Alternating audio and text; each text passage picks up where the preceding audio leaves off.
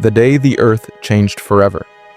Most people think the world ends with an explosion, with the possibility of World War III occurring due to the fight over the Strait of Hormuz.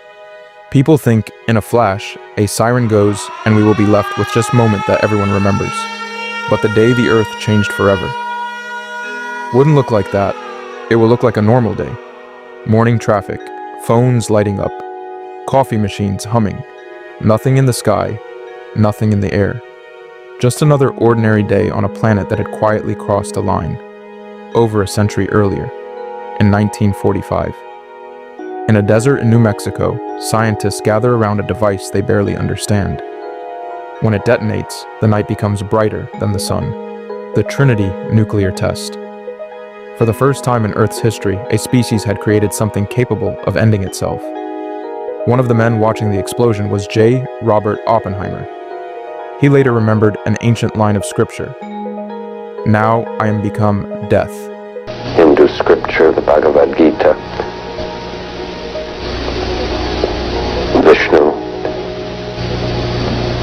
is trying to persuade the prince that he should do his duty, and to impress him takes on his multi-armed form and says, "Now I am become death, the destroyer of worlds." I suppose we all thought that one way or another. In that moment, humanity crossed a threshold. But strangely, that wasn't the day the Earth changed forever. It was only the warning, because the real change didn't come from a bomb.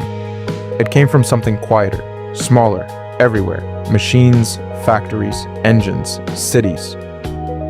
One by one, humans began altering the systems that kept the planet stable for millions of years. Not violently, gradually, like pressure building beneath the surface of the Earth. At first, nobody noticed. Carbon slowly filled the atmosphere. Oceans warmed by fractions of a degree. Forests disappeared acre by acre. It didn't feel like the end of anything. It felt like progress. Industrial revolutions, technological breakthroughs, global trade. Human civilization was accelerating, and the planet was absorbing the cost. Scientists would later call this era the Anthropocene, the age where human activity became the most powerful force shaping Earth itself. But even that name hides the truth, because the real story isn't about power, it's about realization. Imagine living on a ship your entire life. You know the rooms, you know the hallways, but you never question the ocean beneath it. Then one day, someone shows you the control room, and suddenly you understand something terrifying. You're not just passengers. You've been steering the ship the entire time. That realization is when everything changes. For most of history, humanity believed Earth was too big to affect, too vast, too ancient, too stable. Civilizations rose and fell, but the planet always remained. But the data started telling a different story. Ice cores showed atmospheric changes never seen before. Satellite images revealed forests vanishing faster every year. Ocean sensors recorded temperatures slowly rising. The numbers were small, but the pattern was undeniable. The planet wasn't just changing, it was responding. But here's the twist. The Earth didn't suddenly become fragile. It became aware of us. Not conscious, not alive in the way humans are, but reactive, like a system correcting imbalance. Storms intensifying, ecosystems shifting, glaciers retreating. Nature wasn't collapsing, it was adjusting. The planet was recalibrating itself, and humans were now part of the equation. Which leads to the moment everything changed. Not a war, not a disaster, not a single event anyone could photograph. The moment came when scientists realized something impossible. Human influence had become geological, meaning our actions were no longer just environmental. They were planetary, comparable to asteroid impacts, volcanic eruptions, ice ages. Think about that.